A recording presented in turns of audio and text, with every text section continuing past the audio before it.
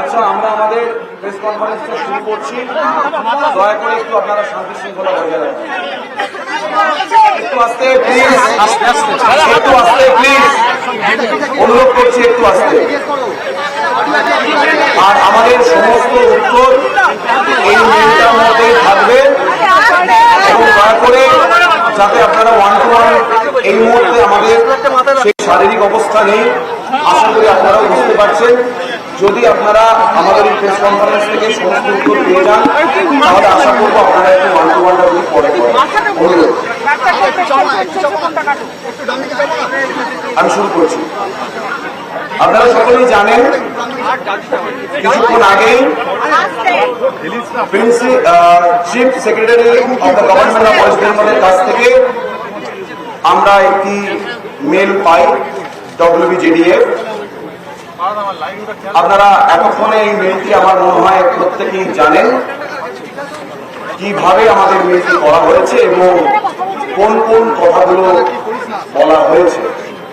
সেই বিষয়ে আর সবিস্তারে গেলাম না, কিন্তু আমরা এই মেলের একটা রিপ্লাই করেছি। সেই রিপ্লাইটা আপনাদের সামনে পড়ে শোনাচ্ছি।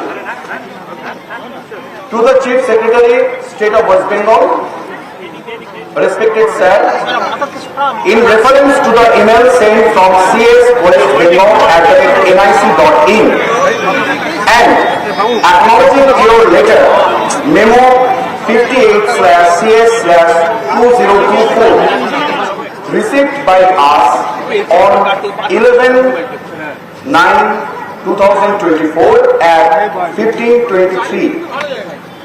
We would like to mention few points regarding the proposed meeting.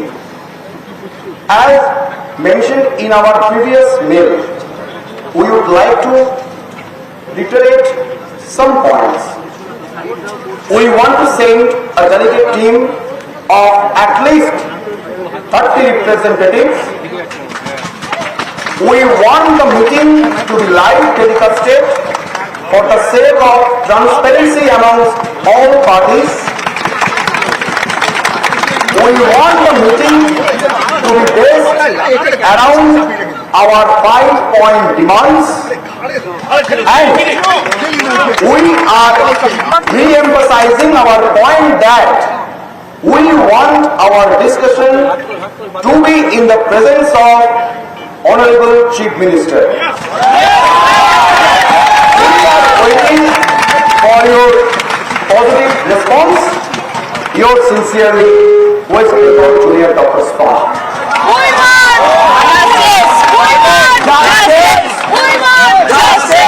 আমি আরেকবার বাংলায় একটু বলে দিই। আমরা যে মেলটি পেয়েছিলাম, আপনারা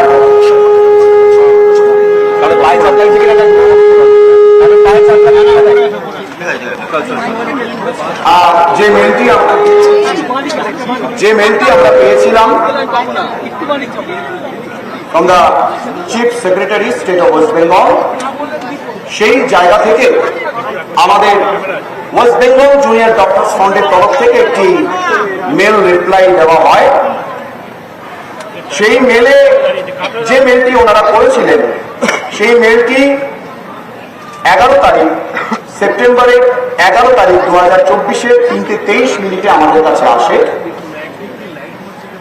এবং তার উত্তরে আমরা যে মেলটি রিপ্লাই করেছি সেখানে লেখা আছে যে আমরা অ্যাটলিস্ট 30 জন প্রতিনিধি এখান থেকে যাবে। তার কারণ এই আন্দোলনটা 26টা মেডিকেল কলেজ এবং আরো জনসাধারণের মধ্যে এই আন্দোলন যেহেতু ছড়িয়ে গেছে, তাই 10, 12 বা 15 এই রিপ্রেজেন্টেটিভটা আমরা সহ নিতে পারিনি।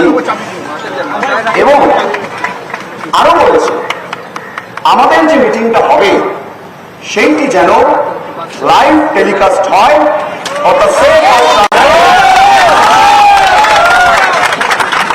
এবং এই মিটিংয়ে আমাদের দাবি খুব স্পষ্ট। আমরা এখানে যে 5 দফা দাবি নিয়ে স্বাস্থ্য ভবনের সামনে শান্তিপূর্ণ অবস্থান বিক্ষোভ করছি, সেই 5 দফা দাবি নিয়েই যেন আমাদের আলোচনাটা হয়। এবং আরো বলেছি, এটা যেন ইনশিওর করা হয় অনারেবল চিফ মিনিস্টার অর্থাৎ আমাদের রাজ্যের মুখ্যমন্ত্রী যেন আমাদের মিটিংয়ে উপস্থিত থাকেন।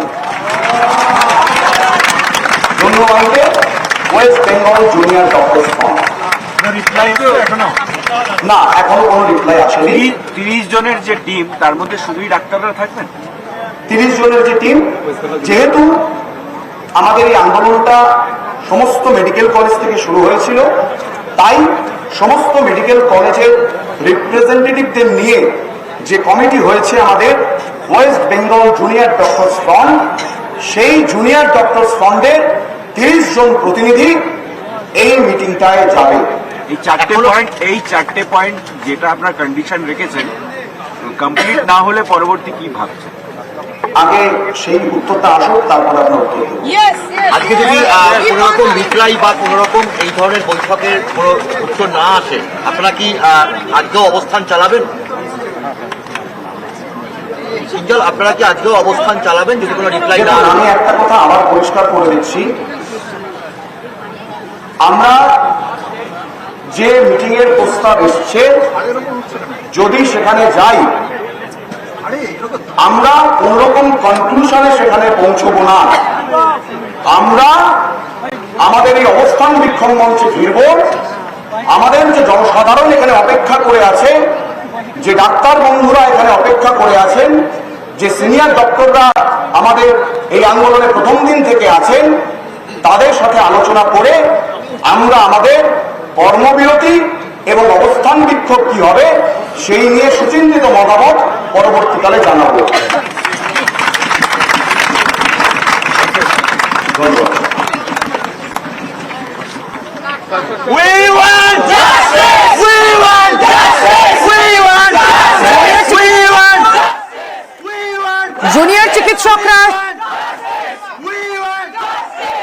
জুনিয়র চিকিৎসকরা সাংবাদিক বৈঠক করে স্পষ্টই জানিয়ে দিলেন, বৈঠকে গেলেও কোনো কনক্লুশনে তারা এখনই যাচ্ছেন না।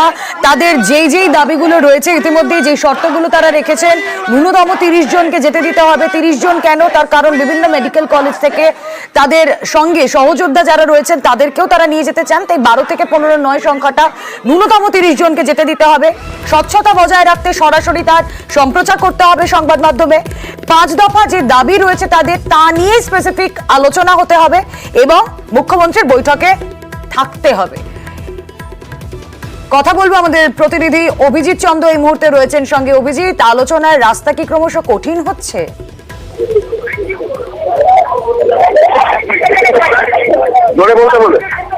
অভিজিৎ, শোনা যাচ্ছে? অভিজিৎ, আলোচনার রাস্তা কি ক্রমশ কঠিন হচ্ছে? কারণ একের পর এক শর্ত জুনিয়র চিকিৎসকরা দিচ্ছেন, কি হচ্ছে এরপর? নিঃসন্দেহে আলোচনার রাস্তা এবং অচলাবস্থা কাটার রাস্তা নিঃসন্দেহে আরো কঠিন থেকে কঠিনতর হচ্ছে।